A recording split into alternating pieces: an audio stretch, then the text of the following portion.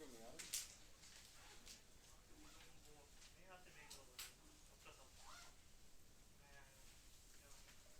चलो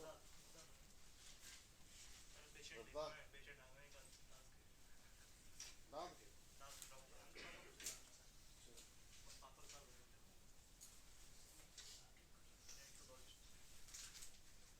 तो मस्त आदमी है, पहले भी आया था कि जुलाई में पढ़ना।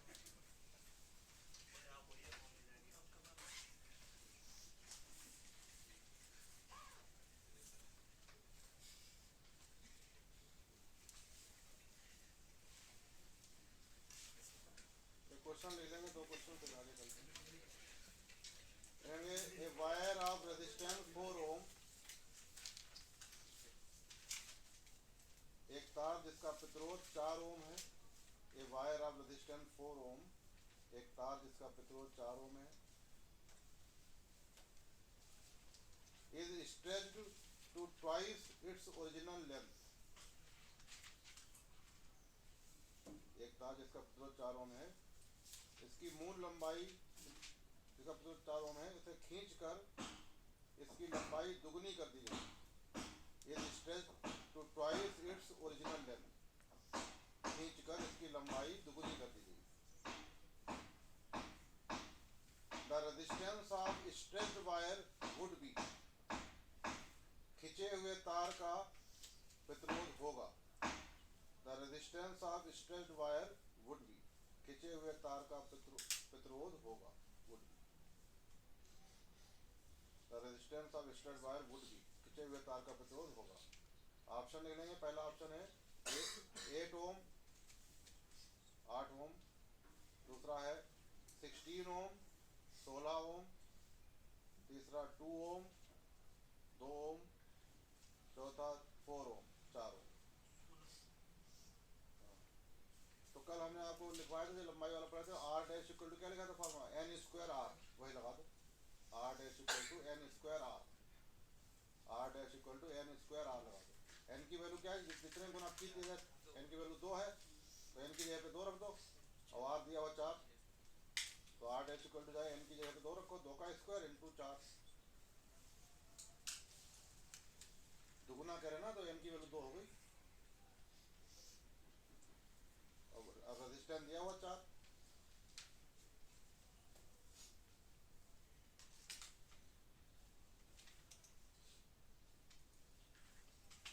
आ जाएगा।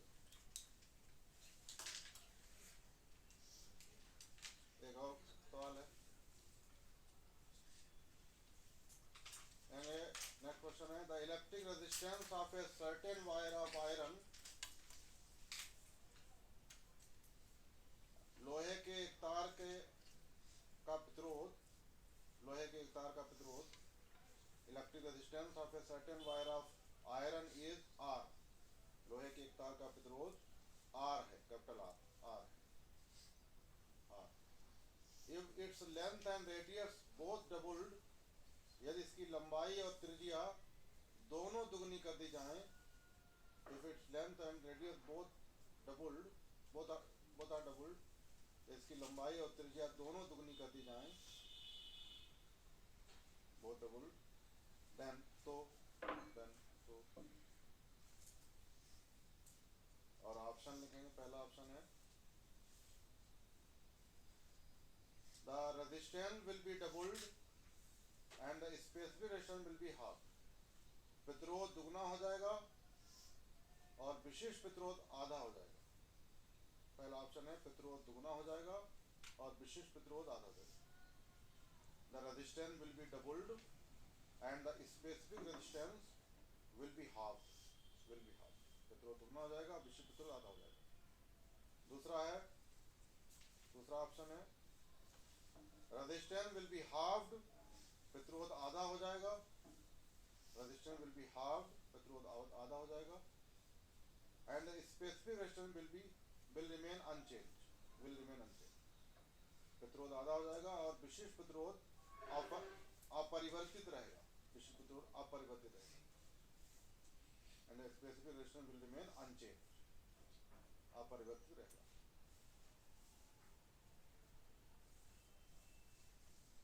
तीसरा ऑप्शन है रेजिस्टेंस विल बी हाफ्ड, प्रतिरोध आधा हो जाएगा, the resistance will be halved, प्रतिरोध आधा हो जाएगा, and the specific resistance will be double, और विशिष्ट प्रतिरोध दुगुना हो जाएगा, and the specific resistance will be double, और विशिष्ट प्रतिरोध दुगुना हो जाएगा, विल बी डबल।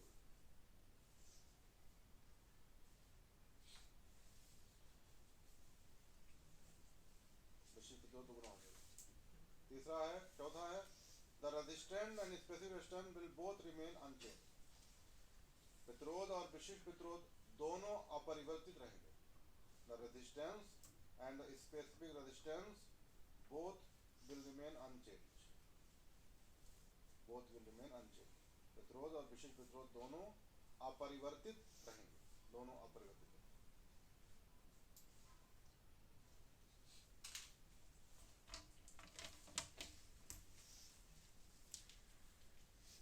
तो देखिए R इक्वल टू क्या होता है फॉर्मूला, रो L अपॉन ए। अब एरिया यहाँ पर क्योंकि तार का एरिया क्या होता है, पाई आर स्क्वायर लेंगे, तो R इक्वल टू हो जाएगा rho L upon pi R square, L upon pi R square, यानी R और L और R में ये संबंध है, बाकी कांस्टेंट कर दीजिए। तो अगर हम R1 अपॉन R2 लें अगर, तो जैसे आमने सामने जो फार्मूला जब बनाते हैं, जो चीज़ आमने सामने, जैसे ऊपर 1 है नीचे 2 है, तो सामने वाली इधर भी ऊपर 1 नीचे 2 है, तो L1 अपॉन L2 हो जाएगा, और इनटू जो नीचे उल्टा, यहाँ उल्टा हो जाएगा, R2 ऊपर हो जाएगा और R1 नीचे आ जाएगा, R2 square upon R1 square. अब देखिए सवाल पे आ जाइए, R1 कितना है, R है, और R2 आपको निकालना है। अब लंबाई मान लीजिए पहले कितनी थी, L1 इक्वल टू आप मान लो L, पहले L थी, अब क्या कर दी, लंबाई क्या कर दी, दुगनी कर दी। ऐसे रेडियस पहले मान लीजिए R1 R थी, अब रेडियस कितनी कर दी, 2R। अब आप फार्मूला भर दीजिए, R1 upon R2 equal to L1 upon L2 into R2 square upon R1। तो R1 तो R है, तो R2 L1 कितना L है और L2 कितना है 2L, और ये R2 है 2R का स्क्वायर, तो R है R स्क्वायर, तो L कैंसिल हो गया, तो R upon R2 equal to 1 upon 2, ये हो जाएगा 4R square upon R square, cancel, 2 से ये कैंसिल, तो R2 इक्वल टू हो जाएगा R अपॉन 2R, तो रेजिस्टेंस क्या हो जाएगा, आधा हो जाएगा। अब स्पेसिफिक रेजिस्टेंस तो बनते ही नहीं, आपको लिखा ही चुका। अब तीसरा फैक्टर हम लोग पढ़ेंगे टेम्परेचर। टेम्परेचर पर इस पर सवाल कई आए हुए हैं।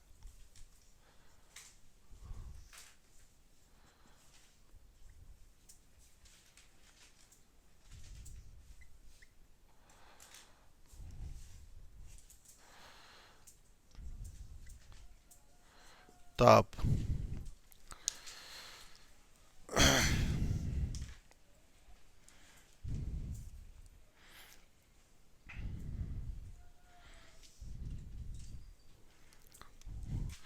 तो टेम्परेचर में भी हम अलग अलग देखेंगे, मेटल या कंडक्टर लिए पहले देखेंगे। फॉर मेटल्स और कंडक्टर्स,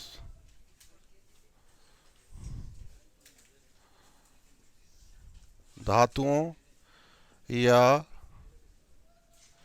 चालकों के लिए, फॉर मेटल्स और कंडक्टर, धातुओं या चालकों के लिए।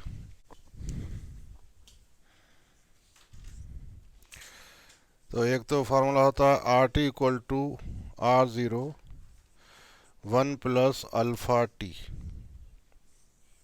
एक तो ये हो जाएगा। यहाँ पर R0 क्या चीज़ है, रेजिस्टेंस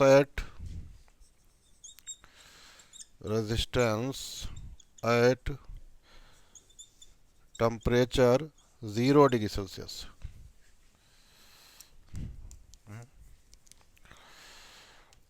फिर आर टी क्या चीज़ है,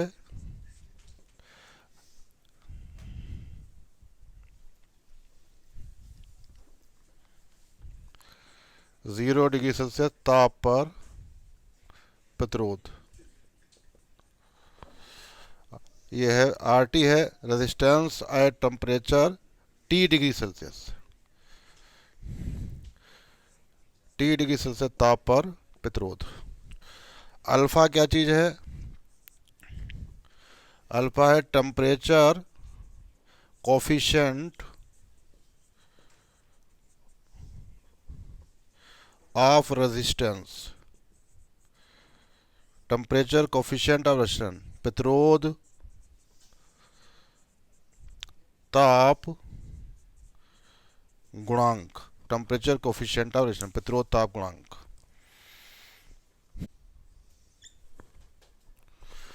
आर का एक फार्मूला हमने आपको वह बताया था, R equal to ml upon NE² A tau, यानी R inversely proportional to tau.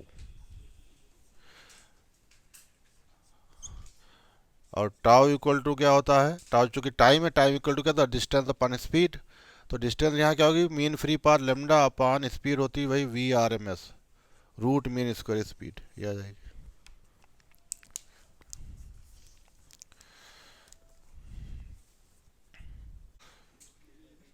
ऐसे रो इक्वल टू होता है M upon NE² tau.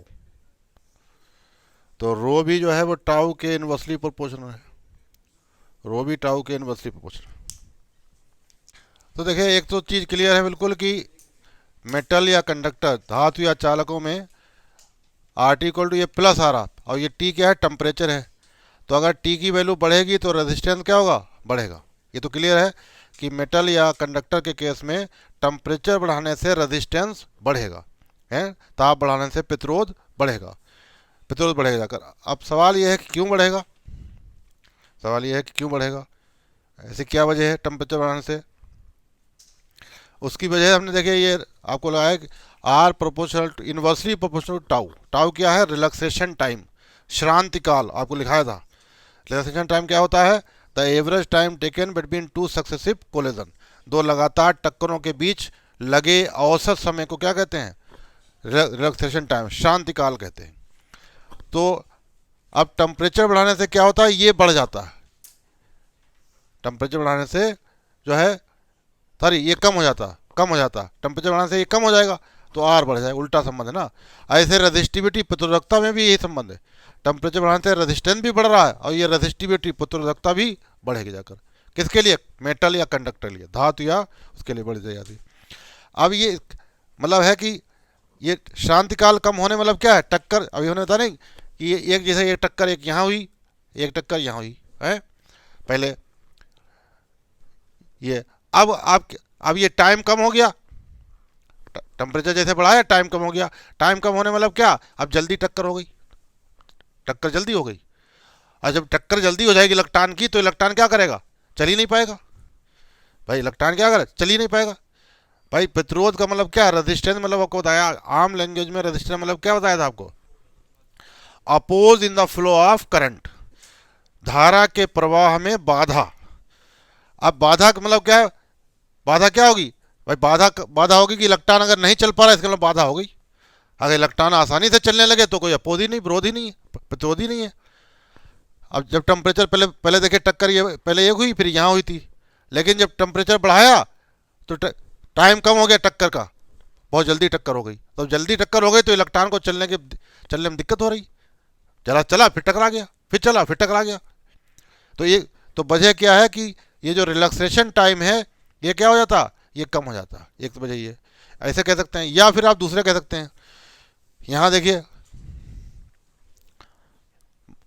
Tau proportional lambda क्या है बता चुके हैं, पे मीन फ्री पाथ, माध्य मुक्त पथ। और ये भी हमने डेफिनेशन बताई थी, the distance covered by electron between two successive collision, दो लगातार टक्करों के बीच इलेक्ट्रॉन द्वारा तय की गई दूरी को क्या कहते हैं? मीन फ्री पाथ, माध्य मुक्त पथ कहते हैं। तो दोनों चीजें हैं, टेम्परेचर बढ़ाने से टाउ भी कम हो जाएगा, लेमडा भी कम हो जाएगा, दूरी कम हो गई। पहले टेम्परेचर जब नहीं बढ़ा था इतनी दूर था इलेक्ट्रॉन, यहाँ तक चला आसानी, चलने में थोड़ी आसानी रही, लेकिन जैसे बढ़ाए टेम्परेचर बढ़ाए दूरी इतनी रह गई, अब चल ही नहीं पा रहा, फिर टक्कर हो गई, फिर चला तो फिर टक्कर हो गई, चल ही नहीं पा रहा। यानी ना चलने मतलब क्या, इलेक्ट्रॉन के चलने में बाधा आ गई। अब बाधा मतलब हिंड्रेंस मतलब अपोज मतलब है कि बाधा बढ़ने मतलब क्या, प्रतिरोध क्या होगा, रेजिस्टेंस क्या हो गया, बढ़ गया, रेजिस्टेंस बढ़ गया। तो कहने मतलब है कि मेटल या कंडक्टर का जो रेजिस्टेंस है टेम्परेचर बढ़ाने से बढ़ता है। क्यों बढ़ता है, क्योंकि मीन फ्री पाथ या अब रिलैक्सेशन टाइम ये कम हो जाता है। मीन फ्री पाथ या रिलैक्सेशन टाइम जो होता है ये कम हो जाता है। यही सवाल पूछा गया, यही सवाल आया।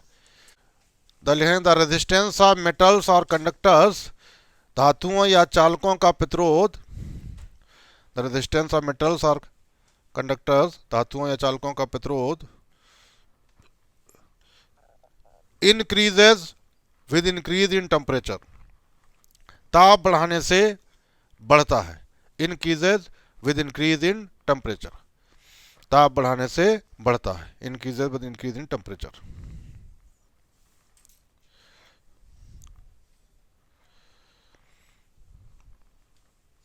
Because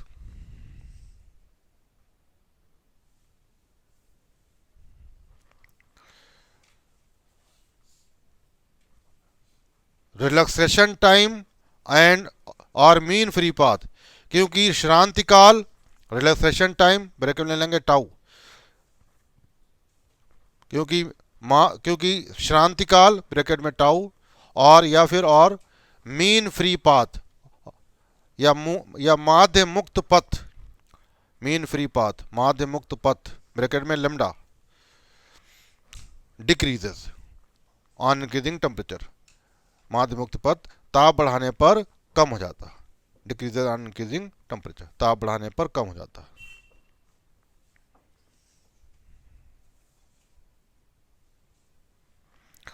which results in more frequent collisions, जिससे टक्करों की संख्या बढ़ जाती है।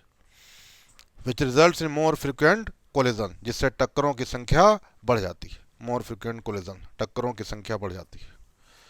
मोर फ्रीक्वेंट कोलिजन, टक्करों की संख्या बढ़ जाती है। तो देखिए अल्फा जो यहाँ पर है टेम्परेचर कोफिशिएंट और प्रतिरोध ताप गुणांक, इसका फार्मूला एक ये भी होता है, अल्फा इक्वल टू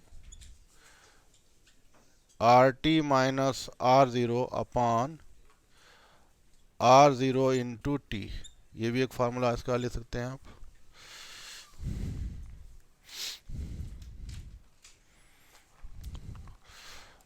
अल्फा निकालने के लिए एक फार्मूला और होता है, alpha equal to R two minus R one upon R one T two minus R two T one. ऐसे टेम्परेचर टी निकालने का फार्मूला एक ये होता है, R T minus R zero upon R hundred minus R zero और into 100, ये निकालने का फार्मूला होता है। एक सवाल लिखेंगे क्वेश्चन,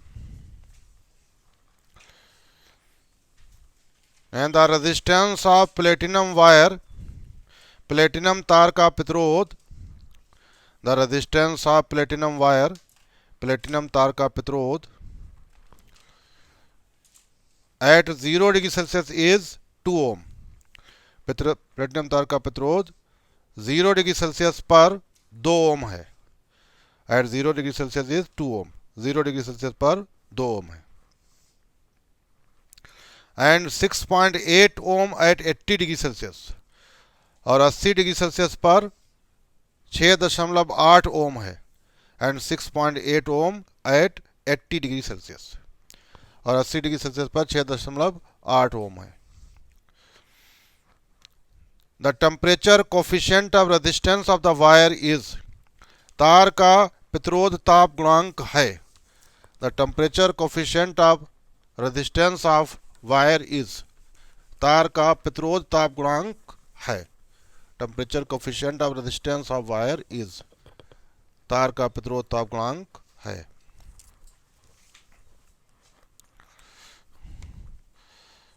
और ऑप्शन है 3 इंटू 10 टू पावर -2 पर डिग्री सेल्सियस, फिर है 3 into 10 to power -1 per degree Celsius, 3 into 10 to power -4 per degree Celsius, 3 into 10 to power -3 per degree Celsius.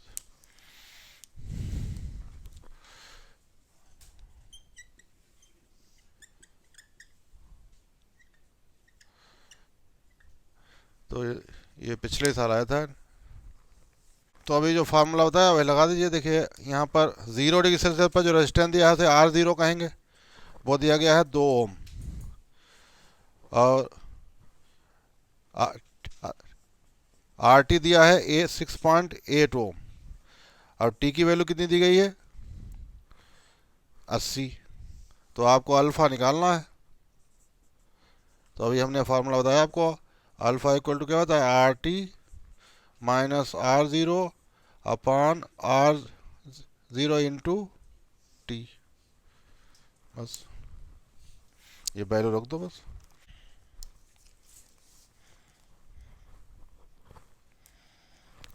एक एग्जाम्पल देखिए यहाँ पर 3.3 है NCERT।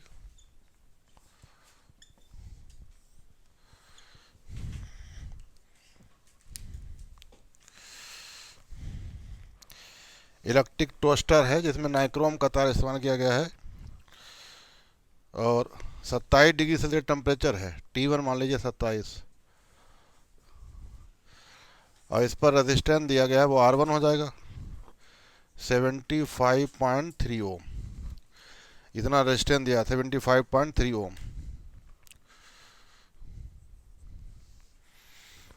फिर कह रहे हैं कि उसमें जब टोस्टर करंट उसे सप्लाई किया था 220 वोल्ट से, तो इतनी करंट फ्लो होती जाकर। तो वोल्ट दिया है 230, 230 है। और करंट दी गई है आई 2.68 एम्पियर।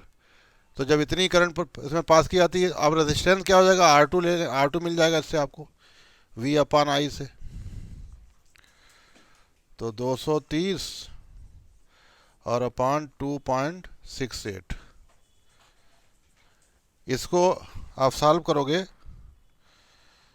तो ये वैल्यू आएगी 85.8 ओम। ये R2 आ गया। तो ये जो अब इसमें जब उसी तार में पहले इतने पर इतना था टम्प, अब जब करंट पास कर दी तो जाहिर बात गर्म होगा, तो रेजिस्टेंस ये हो गया। तो अब किस टेम्परेचर पर ये रेजिस्टेंस हो गया? T2 निकालना है आपको। और अल्फ़ा दिया गया सवाल में, अल्फ़ा दिया है 1.7 इंटू 10⁻⁻⁴ पर डिग्री सेल्सियस। तो अभी एक फार्मूला हमने आपको बताया था, अल्फ़ा इक्वल टू फार्मूला इसमें बताया था अभी आपको, वही लगा दीजिए। Alpha equal to R2 minus R1 upon R1 T2 minus R2 T1। अब ये वैल्यू रख लेना, ऐसे निकाल लेना, आ जाएगा। T2 निकालना है, निकल आएगा। R1 दिया, R2 भी दिया, T1 भी दिया है, अल्फ़ा भी दिया, T2 आ जाएगा कर। इसे कर लेना। फिर एक और एग्जाम्पल देखिए, इसे सॉल्व कर लेना, जगह छोड़ दें आप।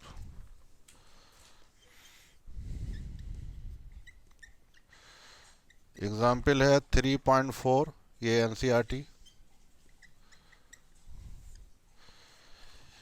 यहाँ करें आइस पॉइंट। आइस पॉइंट मतलब हो गया, आइस पॉइंट पर रेजिस्टेंस दिया है।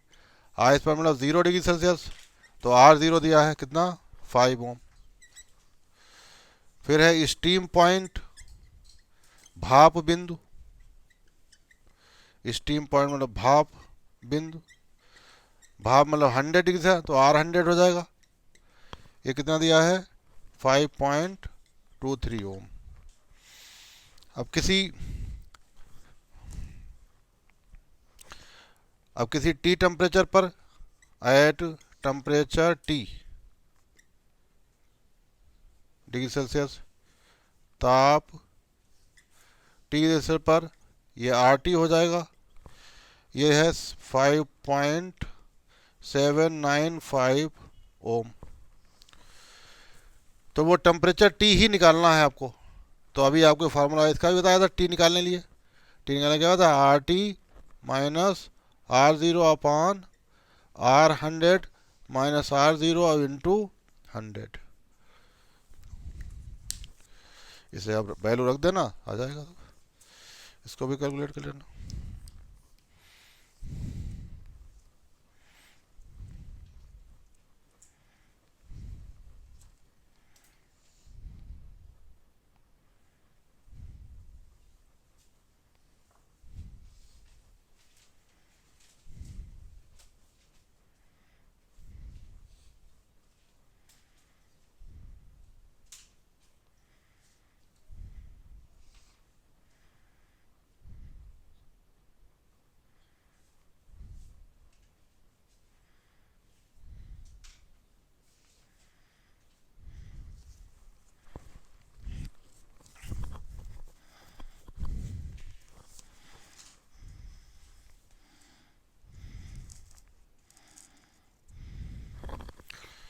फिर है क्वेश्चन नंबर 3.3। ये एक्सरसाइज का है, एनसीईआरटी एक्सरसाइज में वही T1 हो गया 27 डिग्री सेल्सियस, और इस पर जो रेजिस्टेंस दिया गया R1 वो 100 ओम। फिर R2 है वो दिया गया किसी टेम्परेचर पर रेजिस्टेंस 117, तो वो टेम्परेचर T2 जो है वो निकालना है, और अल्फ़ा वही दिया गया है 1.7 इंटू 10⁻⁻⁴ पर डिग्री सेल्सियस। तो फिर वही फार्मूला लगा देंगे T2 निकालने के लिए, alpha equal to R2 minus R1 upon R1 T2 minus R2 T1। इसे सॉल्व कर लेंगे आप लोग, सॉल्व कर लेना घर पे। फिर ऐसे क्वेश्चन नंबर जो है, ऐसे क्वेश्चन नंबर है 3.5 एक्सरसाइज का है, एनसीईआरटी एक्सरसाइज का है क्वेश्चन नंबर 3.5। यहाँ पर टेम्परेचर T1 जो है वो दिया है 27.5, और इस टेम्परेचर पर जो रेजिस्टेंस है R1 वो है 2.1 ओम। फिर एक है टेम्परेचर T2 जो है, T2 है 100 डिग्री सेल्सियस, और इस टेम्परेचर पर रेजिस्टेंस जो है वो दिया गया है 2.7 डिग्री सेल्सियस, 7 ओम। तो अल्फ़ा निकालना है यहाँ पर, अल्फ़ा। तो अल्फ़ा लिया, फिर वही formula, alpha equal to R2 minus R1 upon R1 T2 minus R2 T1, ये लगा देंगे। तो इन सवाल को कर लीजिएगा आप लोग, सॉल्व कर लेना, आ जाएगा। ये फार्मूले लगेंगे, ये एनसीईआरटी में दिए थे सवाल इतने, इसी से रिलेटेड।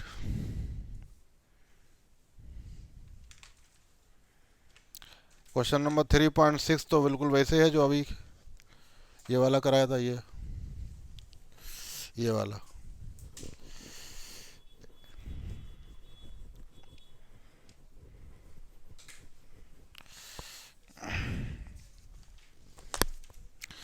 इस पे सवाल आ सकता है, क्योंकि अब नई किताब में एक्सरसाइज में जो सवाल थे बहुत कम कर दिए, यही सवाल दिए हुए हैं, एक दो और सवाल दिए बस, यही सवाल दिए हुए हैं एक्सरसाइज में।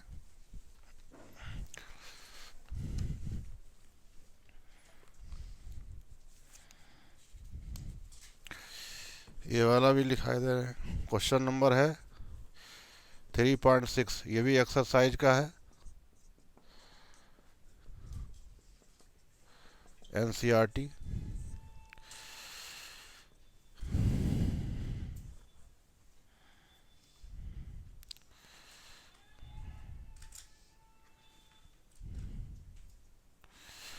तो यहाँ पर पहले देखिए शुरू में करंट फ्लो हो रही थी,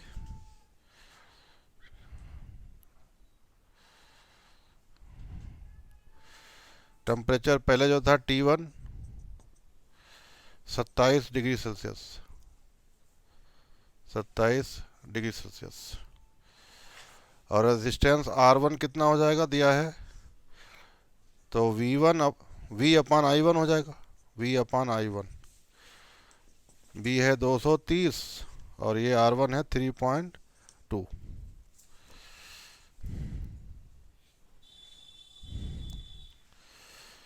इसको कैलकुलेट कर लेना। फिर रेजिस्टेंस R2 V अपान I2 हो जाएगा।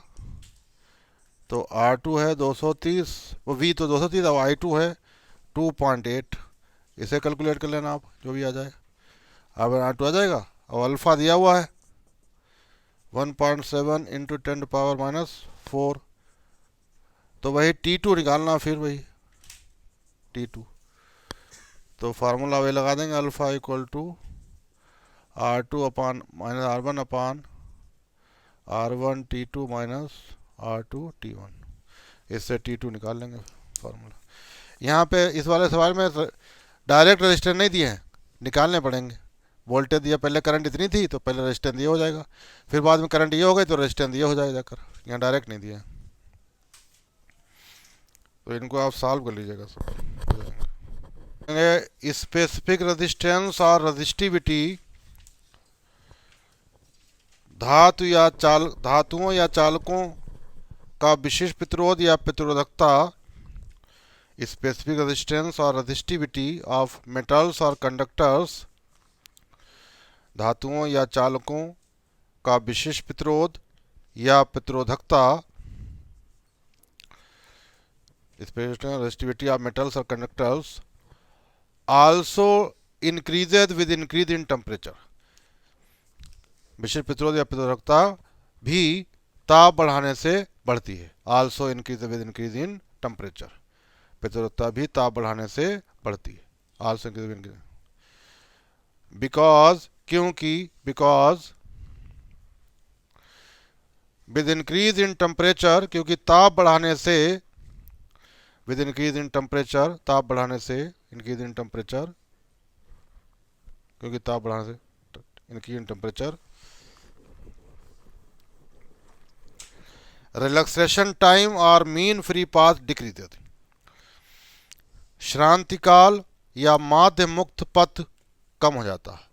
रिलैक्सेशन टाइम और मीन फ्री पाथ डिक्रीज। श्रांति काल या माध्य मुक्त पथ कम हो जाता है। रिलैक्सेशन टाइम और मीन पाथ डिक्रीज। शांति काल या माध्य मुक्त पथ कम हो जाता है।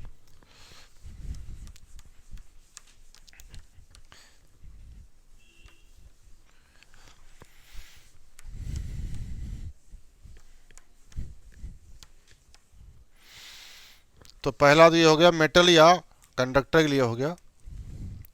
अब दूसरा है for alloys,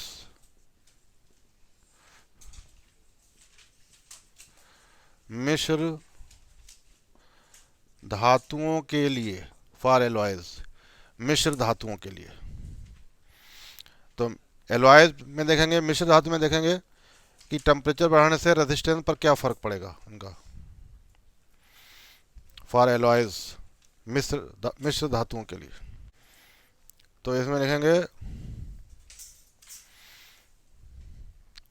the resistance of alloys, मिश्र धातुओं का प्रतिरोध भी, the resistance of alloys,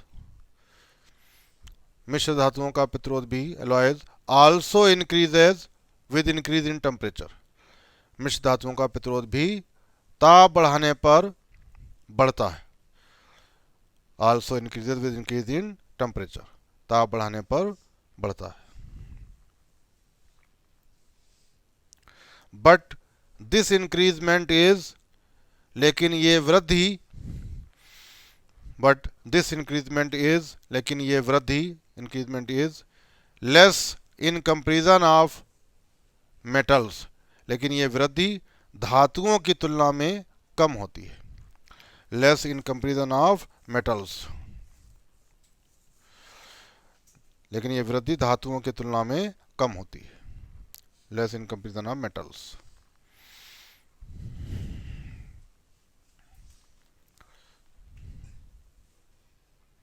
next पर लिखेंगे सम एलॉयज, कुछ मिश्र धातुएं, सम एलॉयज, कुछ मिश्र धातुएं, such as,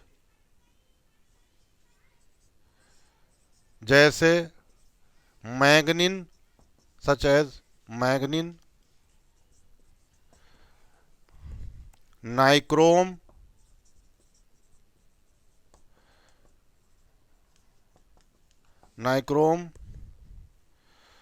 constantan,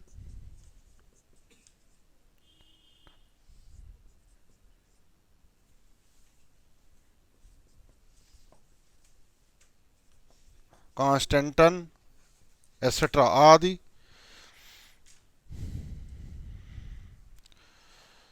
have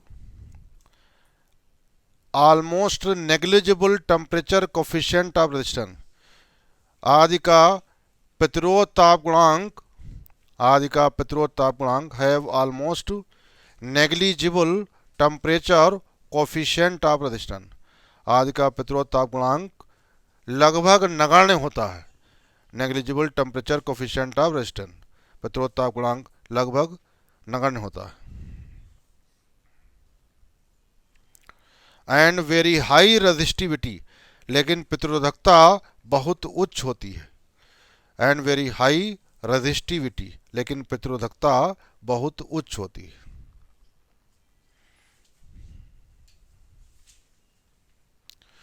Therefore, there is no effect of temperature at their resistance. इसलिए इनके प्रतिरोध पर ताप का प्रभाव नहीं पड़ता. Therefore, there is no effect of temperature at their resistance. इसलिए इनके प्रतिरोध पर ताप का प्रभाव नहीं पड़ता.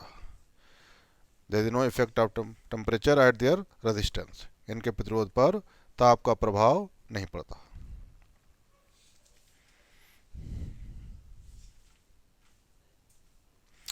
This is the reason that, यही कारण है कि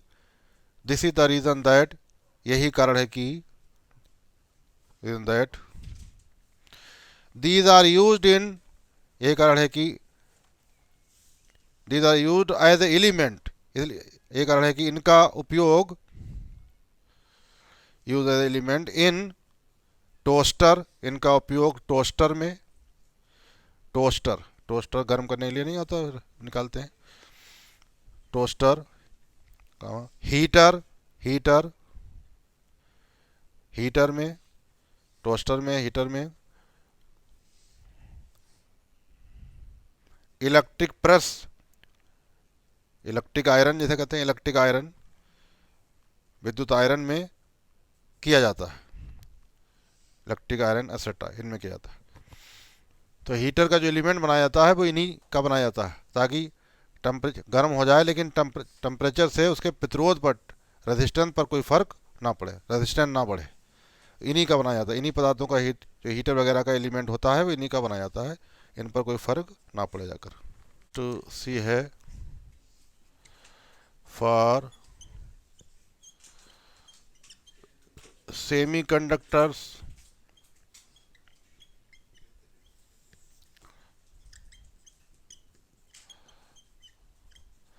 अर्धचालकों के लिए, सेमीकंडक्टर्स. अब सेमीकंडक्टर देखेंगे.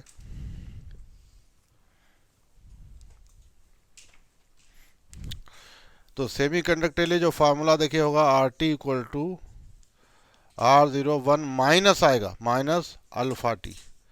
तो सेमीकंडक्टर के लिए जो टेम्परेचर कोफिशिएंट और रेजिस्टेंस होता है वो निगेटिव होता है. टेम्परेचर कोफिशिएंट ऑफ रेजिस्टेंस जो होता है वो निगेटिव होता है.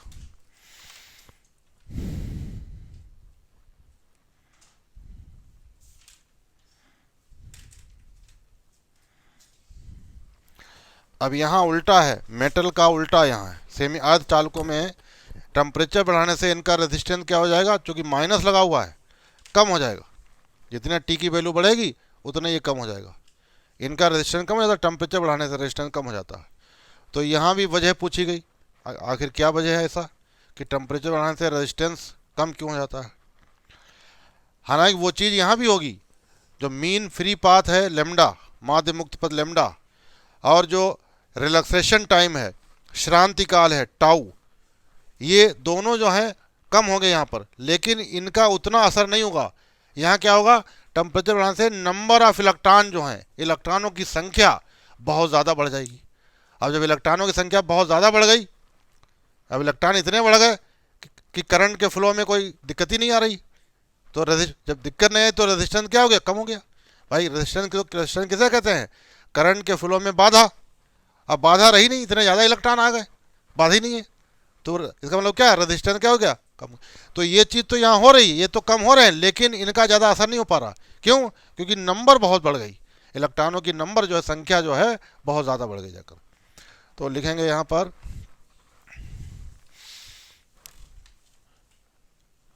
द रेजिस्टेंस ऑफ सेमीकंडक्टर्स, अर्धचालकों का प्रतिरोध, द रेजिस्टेंस ऑफ सेमीकंडक्टर्स, अर्धचालकों का प्रतिरोध, रेजिस्टेंस ऑफ सेमीकंडक्टर्स,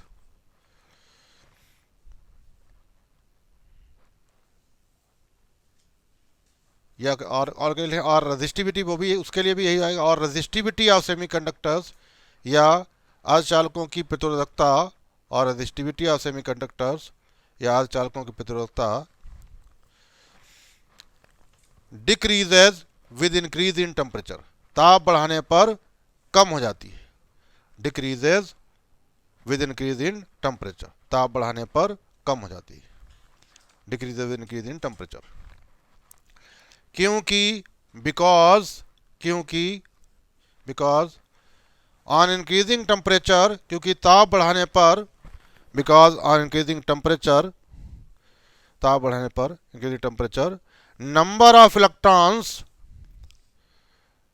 इलेक्ट्रॉनों की संख्या, नंबर ऑफ इलेक्ट्रॉन्स, इलेक्ट्रॉनों की संख्या बहुत अधिक बढ़ जाती है। Number of electrons increases so much, इलेक्ट्रॉनों की संख्या बहुत अधिक बढ़ जाती, number of electron increases so much, इलेक्ट्रॉनों की संख्या बहुत अधिक बढ़ जाती, इंक्रीजेज सो मच।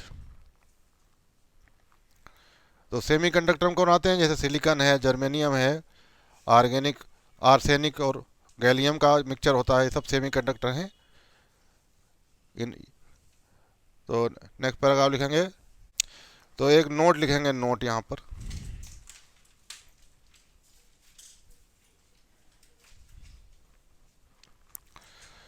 लेंगे, फॉर सेमीकंडक्टर्स एंड इंसुलेटर्स, अर्धचालकों और कुचालकों के लिए, फॉर सेमीकंडक्टर्स एंड इंसुलेटर्स, अर्धचालकों और कुचालकों के लिए, सेमीकंडक्टर एंड इंसुलेटर्स, अर्धचालकों कुचालकों के लिए, the temperature coefficient of resistance, प्रतिरोध ताप गुणांक, the temperature coefficient of resistance, प्रतिरोध ताप गुणांक, temperature coefficient of resistance is negative, प्रतिरोध ताप गुणांक ऋणात्मक होता है, temperature coefficient of resistance is negative, प्रतिरोध ताप गुणांक ऋणात्मक होता है। तो ये नीट 2020 में आया था सवाल, नीट 2020 में ये पूछा गया था किसके लिए निगेटिव होता है, तो उसमें ऑप्शन दोनों देते, इंसुलेटर और सेमीकंडक्टर, अर्धचालक और कुचालक दोनों के लिए निगेटिव होता है। ये नीट 2020 में ये पूछा गया था।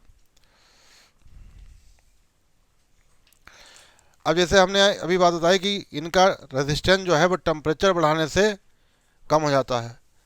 अगर हम उल्टा करें, टेम्परेचर कम कर दें तो क्या होगा, बढ़ेगा। सेमीकंडक्टर का भी लिखा है, सेमीकंडक्टर रेजिस्टेंस जो होता है टेम्परेचर बढ़ाने से तो कम होता है, लेकिन अगर टेम्परेचर कम कर दें तो बढ़ेगा। अब कम करते करते कितना कर दें, इनका टेम्परेचर कम करते करते 0 केल्विन या फिर -273 डिग्री सेल्सियस कर दें, इतना कम कर दें तो इनका रेजिस्टेंस क्या हो जाता है, तो देखा इतना बढ़ता बढ़ते बढ़ते इतना हो जाता है, इनफाइनाइट हो जाता है। और जब रेजिस्टेंस इनफाइनाइट हो जाएगा, अनंत हो जाएगा, तो करंट आई इक्वल टू क्या होता है, V/R होता है। तो क्या हो जाएगा, V/ इनफाइनाइट यानी 0, तो कोई करंट फ्लो नहीं होगी इनसे, कोई करंट। तो अगर इनका सेमीकंडक्टर का अर्धचालक का ताप इतना कर दें 0 केल्विन या -273, जिसे कहते हैं एब्सोल्यूट जीरो टेम्परेचर, परम शून्य ताप है, तो देखेंगे इनका रेजिस्टेंस क्या होता है, इनफाइनाइट हो जाता है और इनसे कोई करंट फ्लो नहीं थी। तो ये किसकी तरह बिहेव करेंगे इस टेम्परेचर पर, आइडियल इंसुलेटर की तरह बिहेव करेंगे, आदर्श कुचालक की तरह, करंट ही नहीं फ्लो होगी। तो ये भी सवाल पूछा गया कि इस टेम्परेचर पर सेमीकंडक्टर किसकी तरह बिहेव करते हैं, तो आइडियल इंसुलेटर, आदर्श कुचालक, क्योंकि इससे कोई करंट नहीं फ्लो होगी जाकर। तो नोट में एक और पॉइंट लिख लेंगे, यहाँ पर लिखेंगे एट एब्सोल्यूट जीरो टेम्परेचर परम शून्यता पर एट एब्सोल्यूट जीरो टेम्परेचर, परम शून्यता पर, ब्रैकेट में लिख लेंगे 0 केल्विन या फिर और -273 degree Celsius, -273 degree Celsius. The resistance of semiconductor becomes, अर्धचालकों का प्रतिरोध, the resistance of semiconductor becomes, अर्धचालकों का प्रतिरोध, बिकम्स इनफाइनाइट, अर्धचालकों का प्रतिरोध अनंत हो जाता है। The resistance of semiconductor becomes infinite, प्रतिरोध अनंत हो जाता है। And no current flows through them, और उनसे कोई धारा प्रवाहित नहीं होती। And no current flows through them, और उनसे कोई धारा प्रवाहित नहीं होती। No current flow through them, उनसे कोई धारा प्रवाहित नहीं होती। सो एट दिस टेम्परेचर, इसलिए इस ताप पर, सो एट दिस टेम्परेचर, इसलिए इस ताप पर, at this temperature, semiconductors behave as, इसलिए इस ताप पर अर्धचालक आदर्श कुचालक की तरह व्यवहार करते हैं। Semiconductor behaves as ideal insulator, अर्धचालक आदर्श कुचालक की तरह व्यवहार करते हैं। Semiconductor behaves as ideal insulator, आदर्श कुचालक की तरह व्यवहार करते हैं, आइडियल इंसुलेटर। तो ये सेमीकंडक्टर के लिए हो गया। तो अल्फा की वैल्यू जो होती है सेमीकंडक्टर और इंसुलेटर दोनों लिए निगेटिव होती है, इंसुलेटर लिए भी निगेटिव होती है। अगर इंसुलेटर का भी टेम्परेचर बढ़ा देंगे तो रेजिस्टेंस कम हो जाएगा उनको। अब डी है फॉर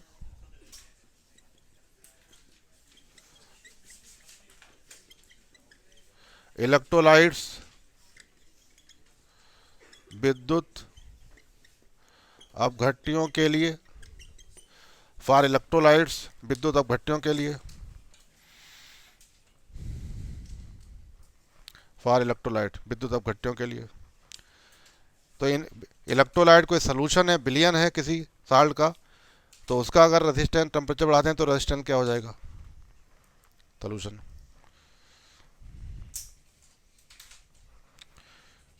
तो इनका रेजिस्टेंस भी कम हो जाता है। क्यों? क्योंकि टेम्परेचर बढ़ाने से विस्कासिटी जो होती है, श्यानता, श्यानता वाला होती है उनमें बाधा, आयन के फ्लो में बाधा कम हो जाएगी, आयन आसानी से फ्लो होंगे, और जब आसानी से फ्लो होंगे तो चार्ज आसानी से कैरी करेगा। तो लिख लेंगे द रेजिस्टेंस ऑफ इलेक्ट्रोलाइट्स, विद्युत अपघट्टियों का प्रतिरोध, द रेजिस्टेंस ऑफ इलेक्ट्रोलाइट्स, विद्युत अपघट्टियों का प्रतिरोध, resistance of electrolytes decreases with increase in temperature, ताप बढ़ाने से कम हो जाता है, decreases with increase in temperature, ताप बढ़ाने से कम हो जाता है, decrease with increase in temperature. Because, क्योंकि, बिकॉज, क्योंकि, ऑन इंक्रीजिंग टेम्परेचर, क्योंकि ताप बढ़ाने पर, ऑन इंक्रीजिंग टेम्परेचर, ताप बढ़ाने पर, इंक्रीजिंग टेम्परेचर, विस्कासिटी डिक्रीजेस, श्यानता कम हो जाती है, विस्कासिटी डिक्रीजेस, श्यानता कम हो जाती है।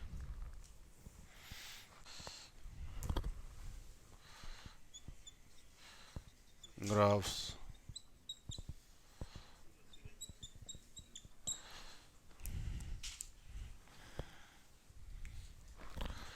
पहला ग्राफ है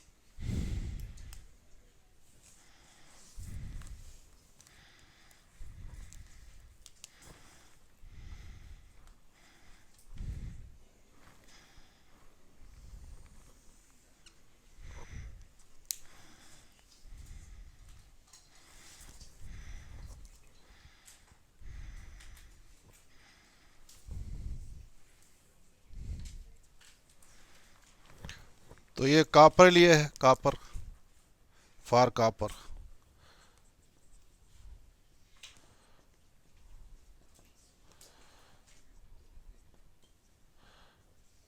तांबे के लिए।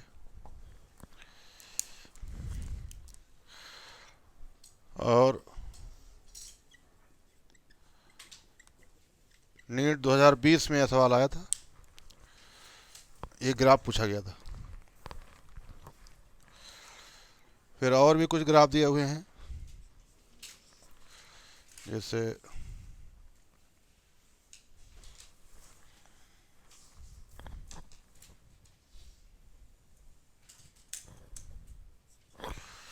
रेजिस्टिविटी रो,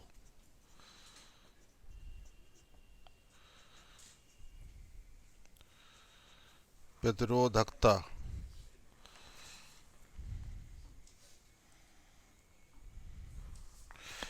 यहाँ पर माइक्रो ओम सेंटीमीटर में है वैल्यू, और टेम्परेचर वही ताप केल्विन में है, टेम्परेचर केल्विन में है।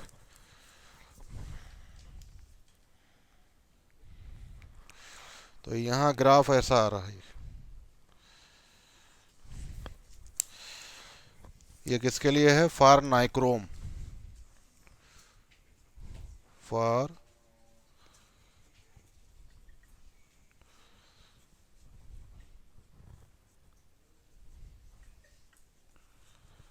नाइक्रोम के लिए, नाइक्रोम के लिए है ये।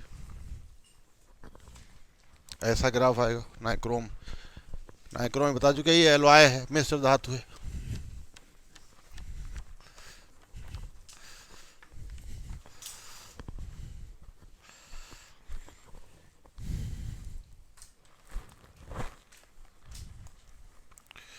ये एलॉय है, मिश्र धातु।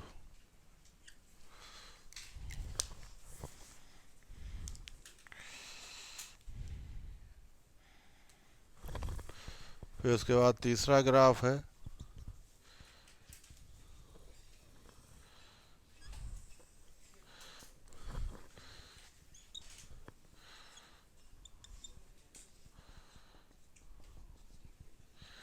रेजिस्टिविटी रो है, प्रतिरोधकता, और टेम्परेचर केल्विन में है, ताप।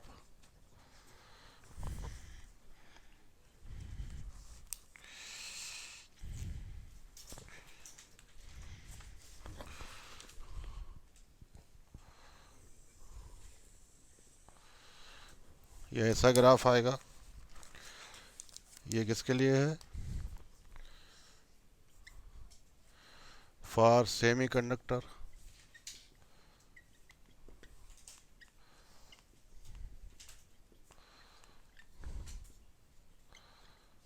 अर्ध चालक के लिए, फॉर सेमीकंडक्टर।